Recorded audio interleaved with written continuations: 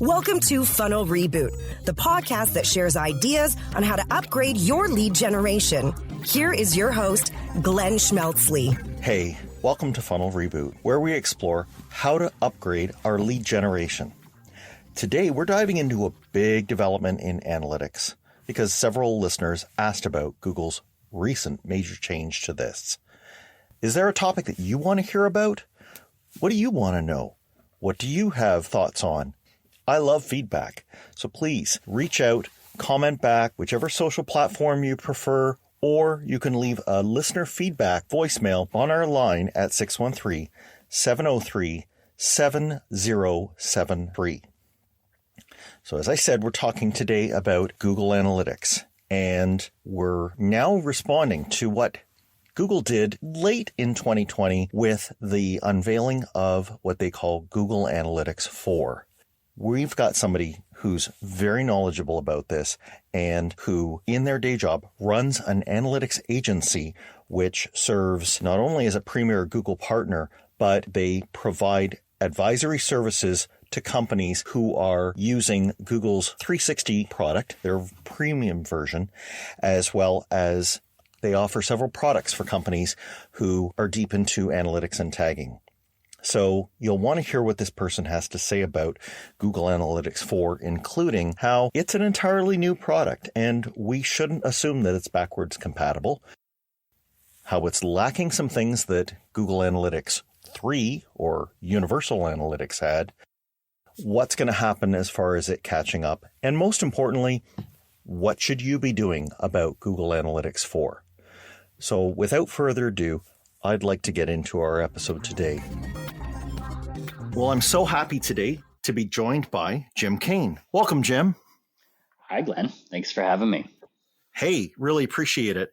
And I appreciate that you're going to be our Sherpa for understanding more about Google Analytics 4.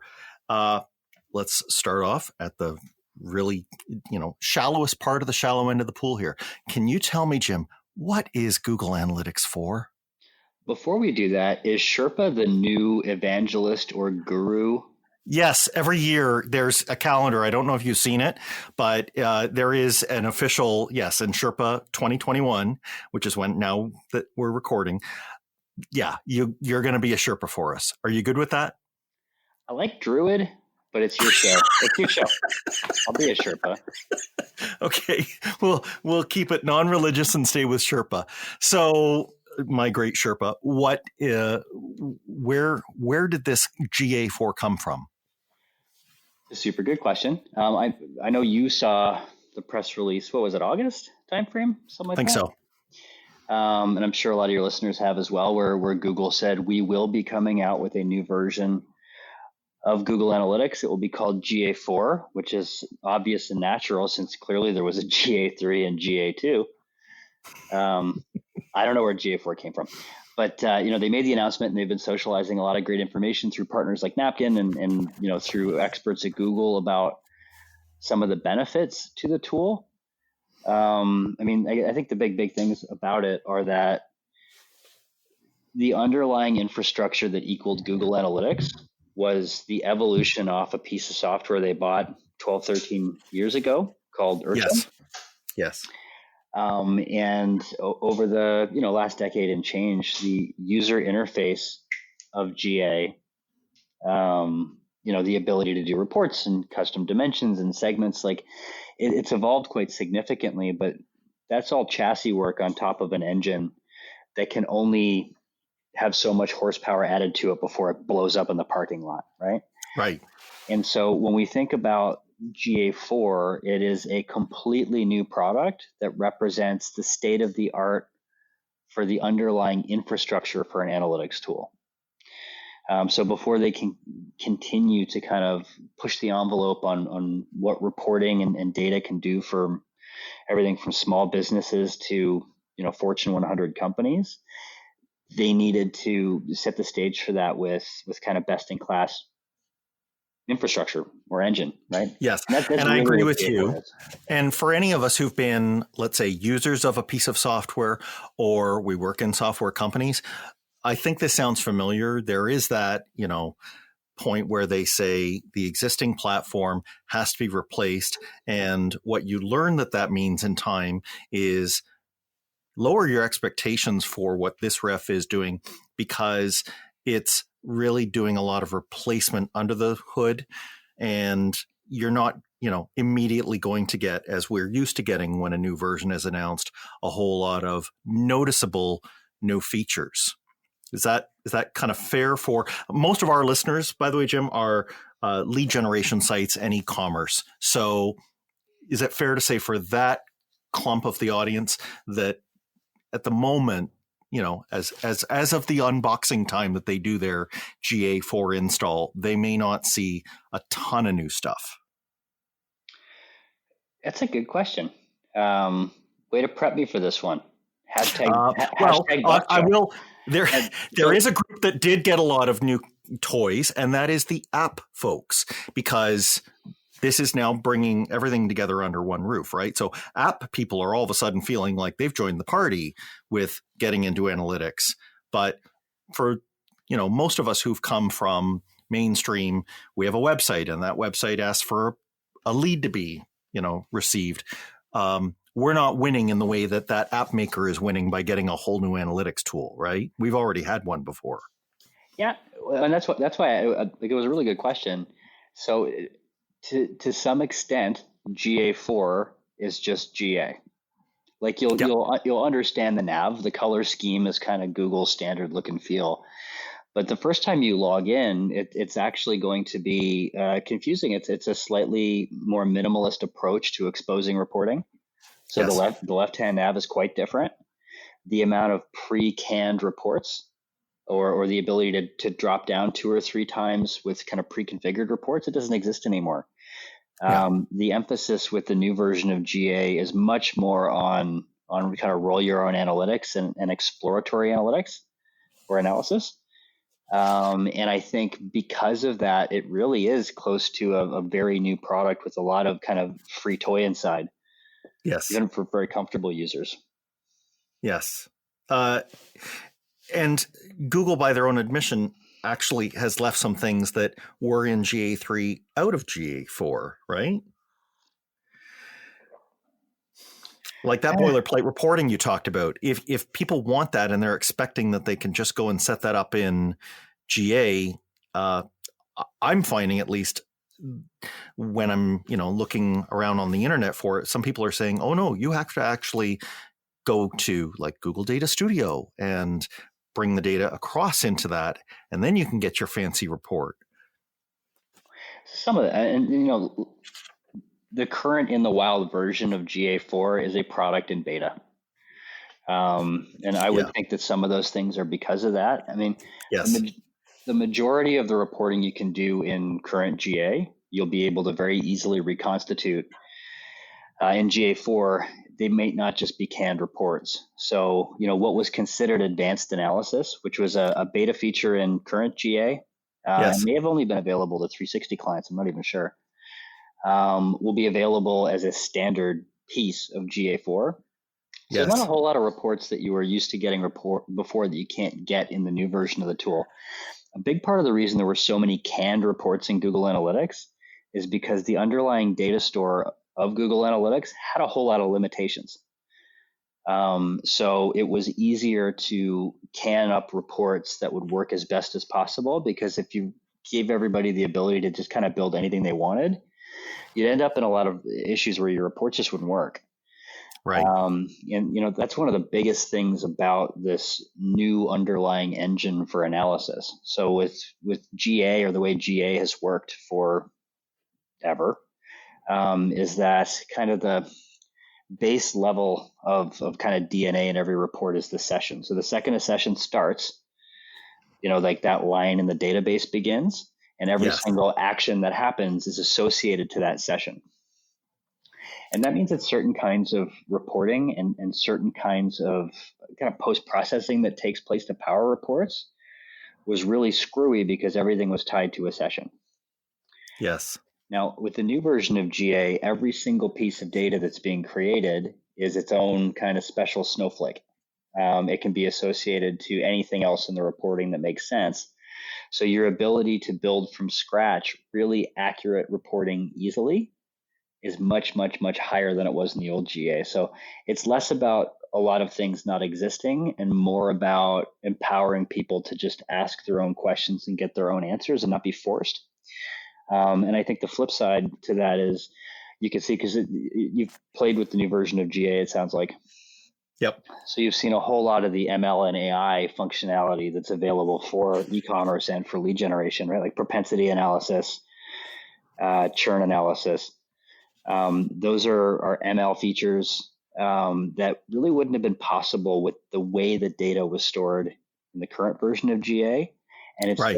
those kinds of predictive or, junior mint AI features that are going to be the hugest piece of GA4, especially for businesses that can invest in kind of focused analysis or dedicated people, Awesome. So I'm going to just do a little bit of acronym bingo here so that, people heard you talk about the ML and AI, so machine learning and artificial intelligence. And you also mentioned 360. So that is the premium suite of the Google marketing platform tools, which GA is one. And we'll get a little bit into that later, but let me just come back to what you were saying about the session. And like as I'm seeing it, yes, what you give up in terms of convenience, you get more in terms of flexibility. Because if we think about how it worked in the mid 2000s, you had a session. So my session begins when I land on a page. And let's say that page has a form on it. I fill out that form. I get a thank you page. Woo, I've now gone to a second page. And so my session, has, as you say, those 2 lines for each page in it. And, I had to go somewhere for there to be a new row added and for new information to be reported. But if any of us thinks about how when we're holding our phone now and we're on an app, we may be like, we're already logged into it all the time and we are somewhere inside of it, although we don't think of that as a page.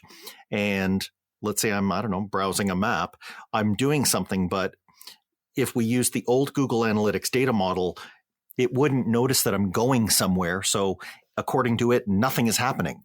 And what I'm hearing you say is that this is much richer in that it's recording all of those things that are happening so that later on I can decide which of those things are important to me.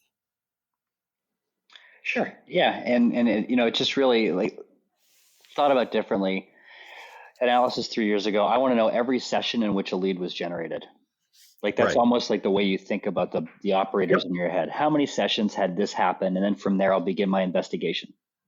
Yep. Well, forget sessions. Who cares? Yeah. How many leads were converted? Full stop. And that's my primary point, because that's the thing I actually care about. And skipping that step with sessions opens up all of the other data because the interconnectedness of the data is just a lot cleaner and easier, right? Because that's another thing about this replatforming, because Google Analytics is not like it used to be a completely standalone product that was integrated with Google's other products. So it had its user interface and it had its reporting engine, which was built specifically for the product, et cetera, et cetera. Google Analytics is now an application that was built on top of GCP, which is just acronym for Google Cloud Platform. And Google Cloud Platform is everything from Google BigQuery, which is their data science product, all the way to Google Apps, Google Mail, right? These are all things that were built on top of Google's cloud, which is, while it is in third place for the enterprise cloud products, that still makes it a big amount of service, right? Yeah. Yeah. And so Google Analytics is built natively on top of the infrastructure that Google's invested billions of dollars in for Google Cloud Platform. So it's much more powerful than a standalone product would have been, right? Right. And the portability of things that people are building for Google Cloud Platform to be applied to Google Analytics is much, much, much higher. So again, thinking about people that are building again, propensity models and churn and retention analysis and things that really require full access to the underlying data store. Yes. It's much easier to get your data out of GA. So I was actually chatting about some of this stuff with our CTO this morning. And one of our eureka moments was that when Google originally launched the free version of GA 12 or so years ago, they were trying to empower businesses of all size with reporting. Right.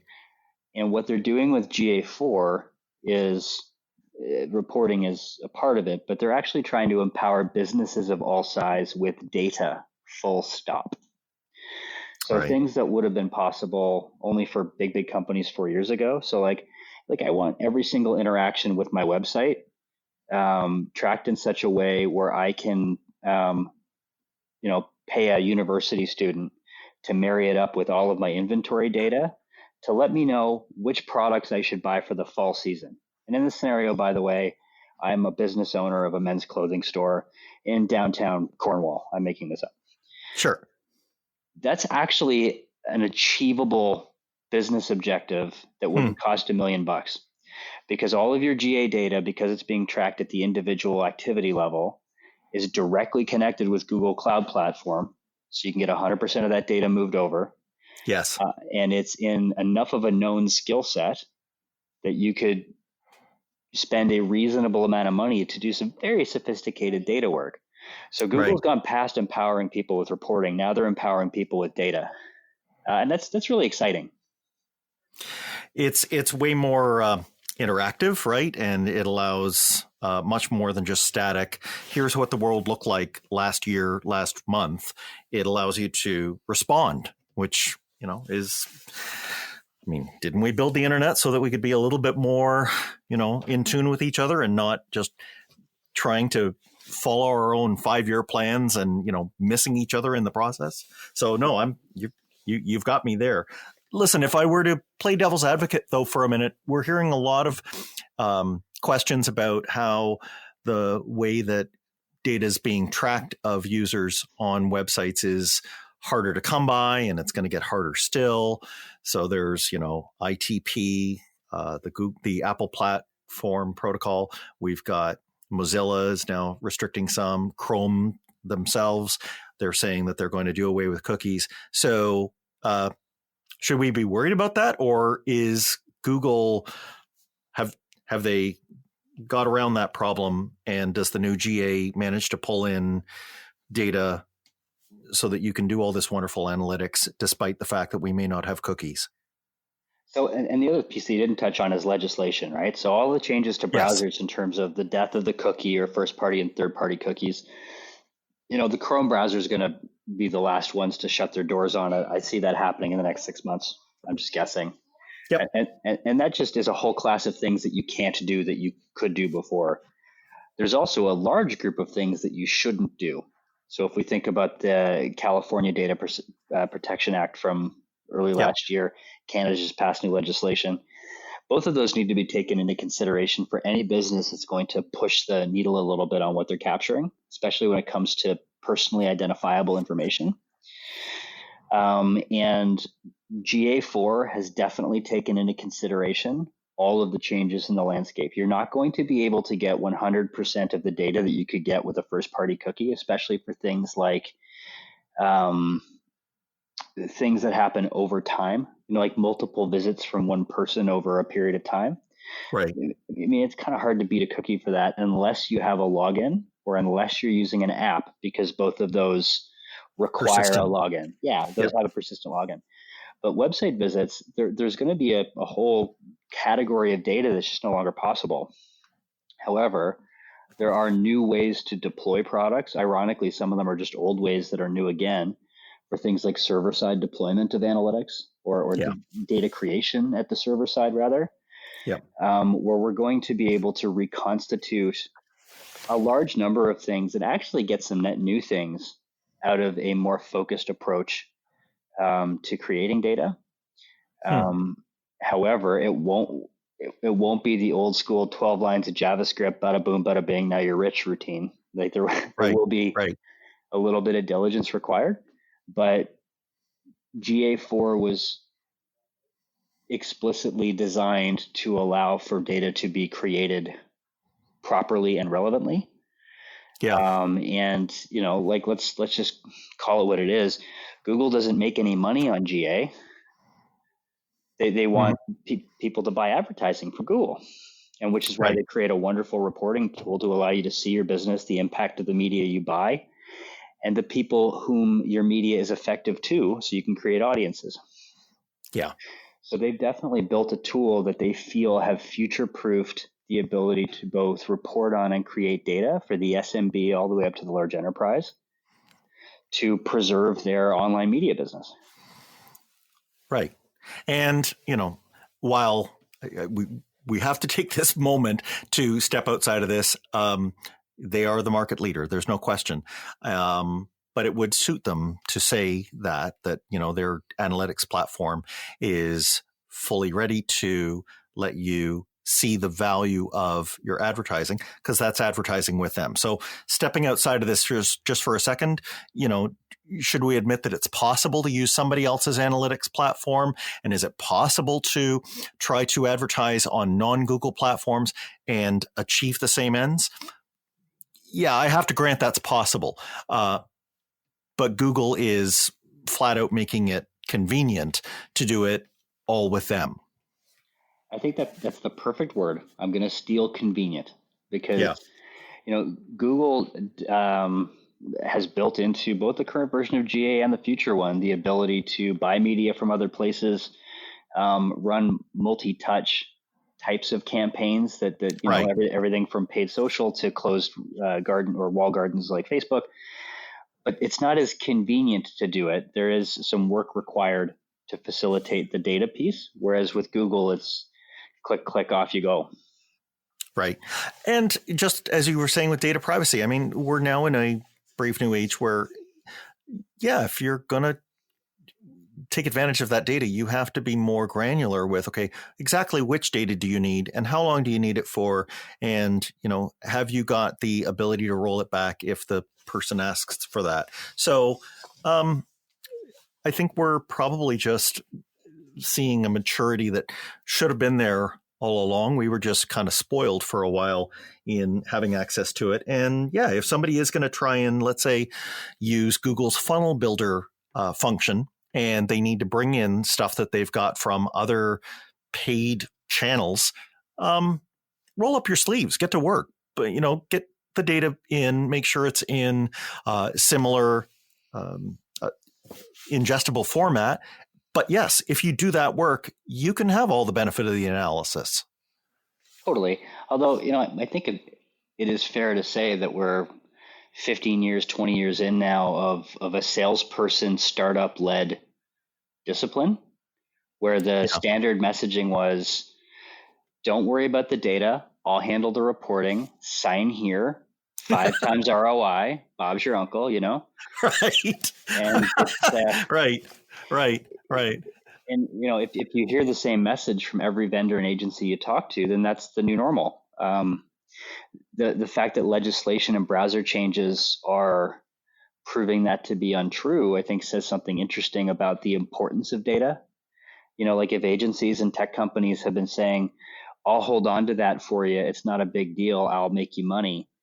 What was the real truthiness of that message, right? And Right. What we're hearing a lot from our customers is that they're realizing that the waste product of all of their marketing activity, which was data, is actually not a waste product. It is a valuable thing in and of itself, and that's theirs. They want to own that. And in owning their own data, they are in a situation where, because it's theirs and they planned for it and they have custody and governance, they've made decisions on, should we own this or not? Is this appropriate or not? How are we going to use this? Do we need to keep this? You know what I mean? Yes. Like you would with any asset. Totally. Right. Not a waste product. I love how you put that. Yes. And for in-house marketers who might be bristling at what we're saying about, there's new screens to look at and you have to learn stuff. Your thinking, if you were down on that, it might change when you realize how much of an asset you are able to put your hands on. it probably will change your mind about, should you go to the bother of learning all these new tools? The answer is yes, you should, because the data is important enough, especially for you in-house. The data is something your company will have. If all other doors got closed, it would be the one thing that you could always count on. So you should, kind of build around from that, not say, yes, we could buy these other lists. We could use that agency. We don't know what the hell they do, but, no, the only thing you can come back to if you really had to, close the fortress doors would be the data on what's happening on your own properties. Yeah, the number of companies that actually own their own data is like sub 1%. Wow. Right? Like really. Yep. So like if you're using Google Analytics and you turn Google Analytics off, you lost all the data. And actually one of the big issues with Google Analytics 4 is that it is a brand new tool. So if you've been running GA for 5 years and you move to GA4, which you'll have to over the next few years, the day you put GA4 live, it starts at all zeros. Yeah, so let's talk about that. What should the migration look like? What are you telling companies to do, given that, like fall timeframe 2020, they made it possible for people to turn it on? Do you encourage people to get on it sooner rather than later? Fully, yeah. Now, so there's also a whole lot of other things happening in data, right? Like, again, we just talked about the death of the cookie, regulatory compliance, advanced programmatic media campaigns that may not be possible in 6 months. It's just all the things, right? So when GA4 comes up in a conversation with an organization that wants to completely kind of refactor data in the business, I'm so tired of transformation. I'm trying to find a new word. Refactor, right? Right. Anyways, Druid. If someone's making a major strategic investment in data, of which GA4 is a part, there is a conversation track that I will have. I'm not going to do that one because I think what you're doing more is for businesses that, like, I only have so much time, I have so much budget and resourcing. I know that GA4 is going to be a thing. Just tell me when I have to, Yeah. I would strongly recommend that you don't overthink your infrastructure if you weren't doing it already. And you just do a dual deployment of GA4. Don't take out your current GA. It ain't broke. You don't have to fix it. Get Google Analytics 4 deployed as soon as is reasonably possible and run it in parallel with your current version of GA, and only capture all the things in GA4 that you are already capturing in your current version of GA. Right. I wouldn't call it parity because both tools do operate a little differently, but I got this in the one I have. I'm going to get the same kind of stuff set up relatively easily in the new version, and use that as an opportunity to understand some of the differences between the tools, give GA4 the ability to start to get up to speed on data capture. So you do have some historical data in there for things like, month over month reporting, trend analysis. Right. And as you're getting more comfortable with GA4 and the whole new list of capabilities it's unlocked, at that point, I think you could probably sit back and go, should we invest in some under the hood redeployment? Because to take advantage of GA4 and to think about living in a cookieless world and all those other things, you will have to invest in under the hood, but you don't need to try out GA4. I'd run them both together. It's good advice. I'm going to add, I think, one small asterisk just for the small percent of people out there that are listening that where their starting point is not what you and I are thinking. I'm thinking that somebody would already be sitting with a modern tag management platform, and they probably are running the global JavaScript tag, or at least the universal. If somebody is working on something earlier than that, I think they do have to actually take a good look at their infrastructure. They can't just they do need to think about it. It's not a simple one if they're moving from something that old. But they will be pleasantly surprised if they're on a recent, like I said, recent tag manager and recent JavaScript implementation, they'll be pleasantly surprised that setting up events is quick, that a lot of events are standard. Video view, scroll, some of these things are just baked right in. And if you had to jump through hoops to put them into GTM before, you don't have to now. You just have to say whether or not you would like custom events to be turned into goals. And, there's a little bit there, but it's actually, like you said, because they're capturing so much, you can just roll it in. You can pretty quickly get to collecting the same type of data as GA3 was collecting, right? Yeah. But I mean, if you don't have a tag manager and you're running, web trends, you have a whole new class of problems. Right. That's what I mean. Yeah. And then back to the timing. Yes, you want to think about, all right, does the board like to see a quarter over quarter report? Well, I have to have at least that full quarter of data captured to be able to let that report go. So, that's a 6-month proposition right there if you want a quarter over quarter, or a 60-day proposition if you want a month over month. So, yeah, it is good to kind of get it on now. Yeah. Now, if you have a 360 or enterprise license of GA, there is a complete BigQuery export feature for the current version of GA. It's not available in the free version. It is available in the premium version.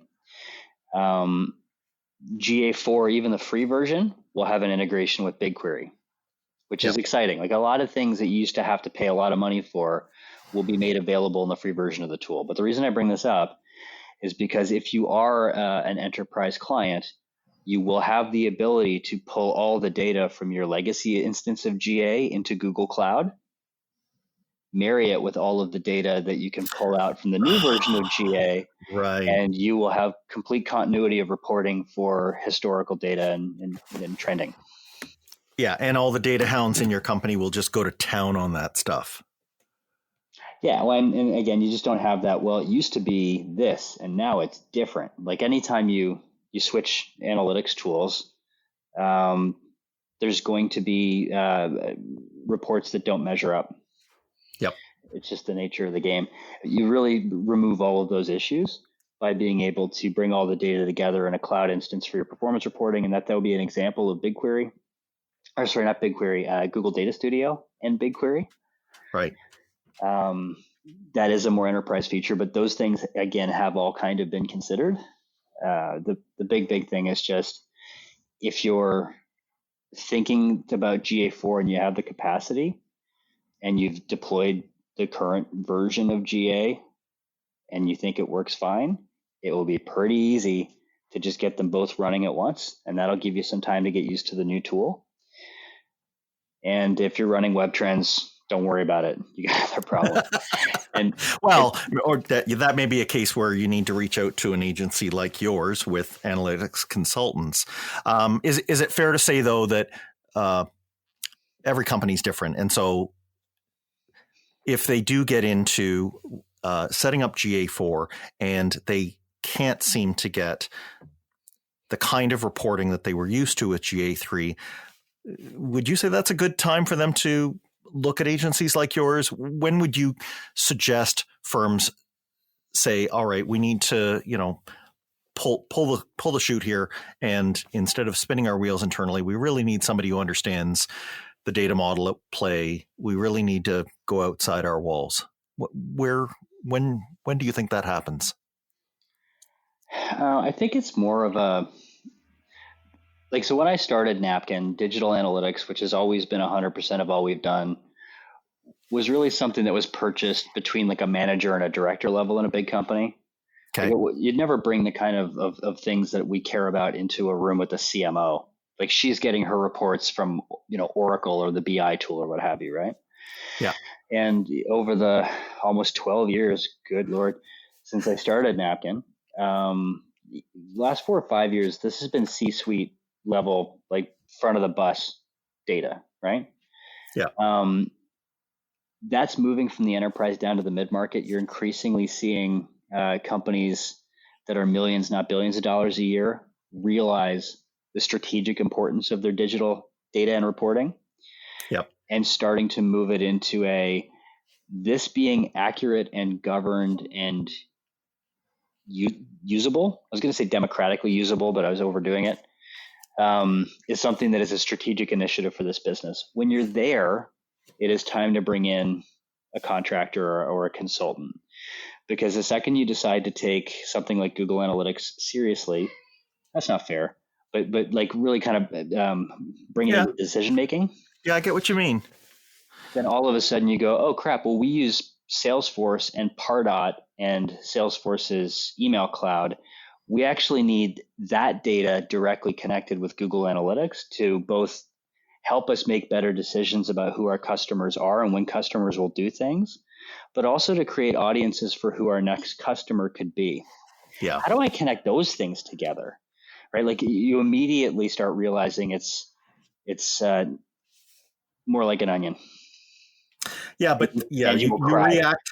Yeah, you react once you realize. That's right. That's right. You can't see it until you see it. But when you see it, you realize I should spend money on people who know how to do this because I'm going to make money from it. Yep, totally. You gave us a little bit of a tease there on the origin story of Napkyn, now 12 years in, but like take us a little farther back, Jim. How did you become the guy who got interested in digital analytics so early on to, take on that job of founding an agency? Have I ever told you this? I think I've told you this story before. Lay it on me. All right. I was, most of my career was enterprise sales. I was selling a piece of software that was, this is 15, 16 years ago. It was at the very dawn of kind of digital multivariate A/B testing. So if you think about like Google Optimize as an example, okay, this is one of the very early products that did something similar. And I had a heck of a time selling this product because every company that I would pitch it to would go, that sounds cool, Jim, but you need to test to someone. We have no idea to whom we should test because we have all this digital analytics data and we don't use it. We don't know how to use it. So I started to build this, and I thought it was just like a click, click, wink, wink, sham wow thing into my pitch where I was like, look, anybody could go into your web analytics data. I bet you I could identify 2 underperforming audiences in your traffic that you could run my product to and make money. Anyone could do it. Yep. And unfortunately, well, I guess fortunately for me, because web analytics data was so dismissively valued, I guess, 15 years ago. Like now you wouldn't give some rando in Ottawa a login to GA for your big company, right? And like tier 1 retail brands 15 years ago were going, all right, smartass, here's a login to our analytics tool. If you can find, and so I was like, oh, wow. So I bought the books. I joined what was at the time called the Web Analytics Association and started to peer out with some people. I mean, there's just some brilliant people here in Ottawa. Yeah. I should call out the amazing Kelly Kubrick again. She was my real spirit guide at the beginning. Yep. And it turns out not only was I correct, I was able to find those underperforming audiences, but I really like the work.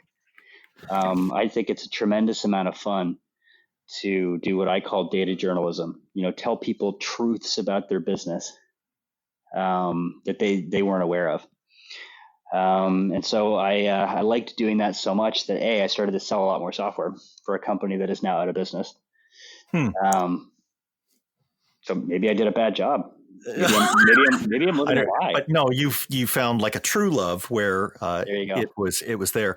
And I mean, would it be also fair to say, Jim, that I do appreciate and agree with you that there is truth in that data, but especially if I think back to the time area you're talking about, how far down you have to crawl in order to uncover those truths. The thrill, the chase, the intellectual curiosity that it takes. I think this is true the world over when I meet analytics people. This is the kind of thing that they love.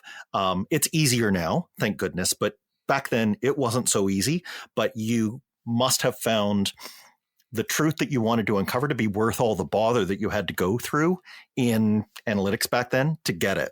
Am I right? No, I'm a huge fan of easy. I mean, I'm a sales guy. I want the fruit to fall out of the tree and into my pocket. The I honestly just like the ability to have someone go, "Oh, crap. Wow," about this thing that is true. It was less about the work and more about like it was almost kind of punk rock to go to these executives in very big companies who always this is more 15 years ago, but like I'm this good because I have this much experience and I can trust my gut and my Right. intuition. And then for me to show up, with my glasses and my hoodie and go like, actually, Right. you're wrong because it's Right. this and this and this and this, and for them to go, oh crap, wow, yes, right, like, Yeah. um, it's very very cool. But if anytime I can pull that off and do as little work possible, I'm not going to lie to you, I'm taking that route. I agree. And we're probably seeing, what has been a nice transition out of, what Avinash Kaushik calls the hippo, right? So we're seeing fewer and fewer of those, the decision on how this company works is judged by the highest income person in the room and their opinion. And it's now more to, all right, well, let's just pull up the data. There it is. Okay. Any questions? No. All right. Thank you. The case is settled. Yes, and it can get that fast. And we've come a long way in it getting better and better. I guess I'm just saying it's really nice that when you've got people who are saying, I'm prepared to get this answer. If it's easy, that's great. But even if it's going to take me some time, I'm all in. I'm ready to do whatever it takes to get the answer because I don't want to go back to that world of the person who's just playing it by their gut. Oh, totally. Oh, and again, like I'm a particular type of analyst, but like on the Napkyn team, like, we just hired this and actually one of our first American staff. Almost Nice. the whole team's based here in Ottawa, but she's a KG vet. She's been in the industry even longer than I have. And I was talking about a piece of work that I am really not looking forward to, where we're actually taking a whole bunch of data out of an IBM system and then weighting and remodeling that data so it will match data in Google Analytics. Like the example I gave earlier for performance reporting. Yeah. And I was explaining it to her and I was like, oh man, like this is going to be like crawling that Shawshank tunnel. Yeah. And she was like, I can't tell you how excited I am because Right. the API does this and Right. like that is her cake and eat it too kind of stuff. Right. And the technical piece of analysis is fascinating. The strategic or kind of brainstorming, like how come, let's find out, is a different kind of fascinating. And Yes. with the data science, we're seeing a whole new type of people that are fascinated by a subject matter area, which is more like, how do I solve this with code? Like, how do I build something that's never been built before? You know what I mean? Yep. Oh And my goodness. it certainly takes all time. We're at the dawn of a whole new kind of set of practices for that. But I just appreciate how it is now rising into the boardrooms. And I agree with you that that's not just your Fortune 500 or large e-retailers anymore. It is now moving into the mid-market and it's just going broader and broader and broader. I think we're in for some exciting times.